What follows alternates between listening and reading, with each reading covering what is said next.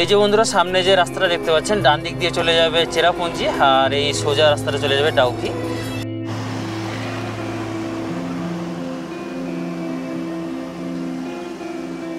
Good morning Shillong. তো বন্ধুরা আজকে আমাদের মেঘালয় যাত্রার দ্বিতীয় দিন। এখন ঘড়িতে বাজে সকাল 7টা বেজে প্রায় 20 মিনিট। এখন আমরা হোটেল থেকে অলরেডি বেরিয়ে পড়েছি। এখন রয়েছি যে পুলিশ বাজার, সেখানে যেটাকে ট্যাক্সি স্ট্যান্ডও বলতে পারেন।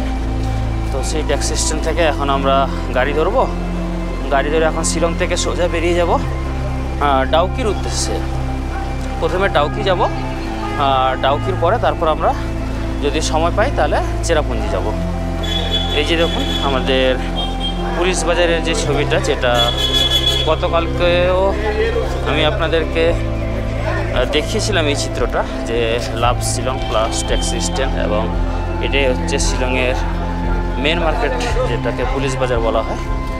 বন্ধুরা এখন আমরা বেরিয়ে পড়লাম শিলং থেকে। এখন প্রথমে আমরা যাব ডাউকি, সেখানে সাইট সিইং করার পর তারপর সেখান থেকে সোজা বেরিয়ে যাব চেরাপুঞ্জিতে। সেই চেরাপুঞ্জিতে নাইট হোল্ড করে তারপর কালকে আবার ব্যাক শিলং করবো। তো চলুন বন্ধুরা আজকের যে আমাদের ডাউকি যাত্রাটা সেটা শুরু করা যাক। এখানে দেখছেন আমরা যে শিলং থেকে অলরেডি বেরিয়ে পড়েছি। এখন আমরা শিলং টাউনের মধ্যেই রয়েছি, সেই সিটি থেকে ধীরে ধীরে বেরোচ্ছে।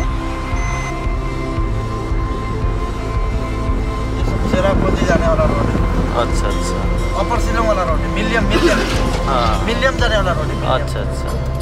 এই যে বন্ধুরা সামনে যে রাস্তাটা দেখতে পাচ্ছেন ডান দিক দিয়ে চলে যাবে চেরাপুঞ্জি আর এই সোজা রাস্তাটা চলে যাবে ডাউকি। তো আমরা প্রথমে ডাউকি যাব, তারপর এদিক দিয়ে ঘুরে এদিক দিয়ে আবার চেরাপুঞ্জি যাব পরে। তো চলুন এই যে আমাদের ডাউকির রাস্তা।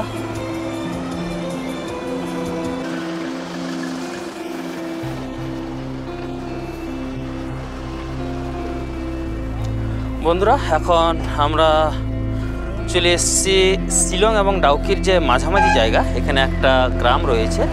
সেই গ্রামটার নাম হচ্ছে ডাইমিউ মাসার ভিলেজ।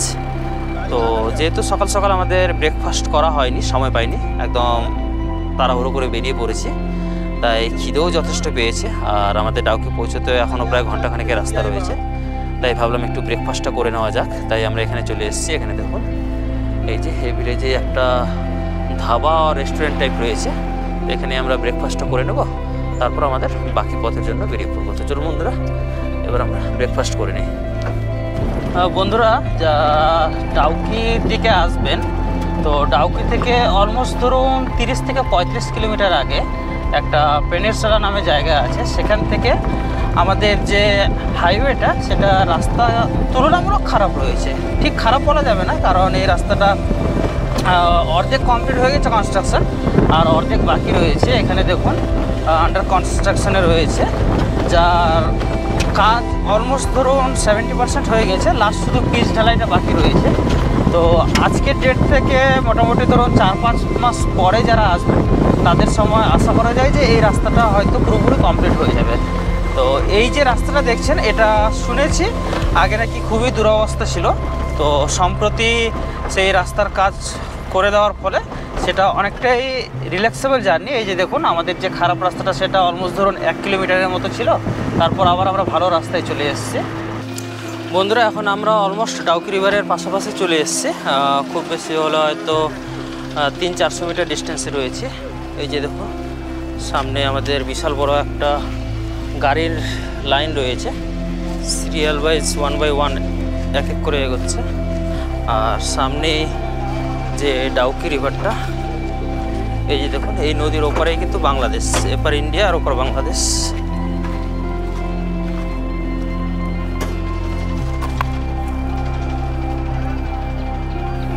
আমরা এখন ডাউকি নদীর একদম ধারে চলে এসেছি। এখানে সামনে একটা ব্রিজ রয়েছে, এই যে দেখুন এই হ্যাঙ্গিং ব্রিজটা, আই হোপ সবাই জানেন।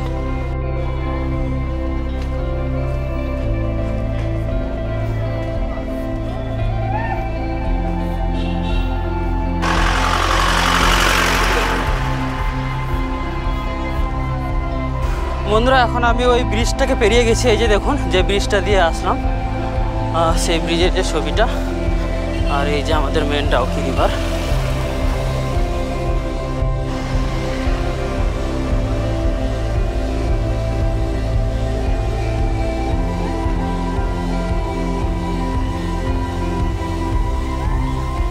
আমরা চলে এসেছি ফাইনালি আমাদের যে ডাউকি ভিলেজ রয়েছে, সেই ডাউকি ভিলেজের এখানে ডাউকি ডেভেলপমেন্ট অথরিটি রয়েছে এবং নিচে ডাউকি রিভার।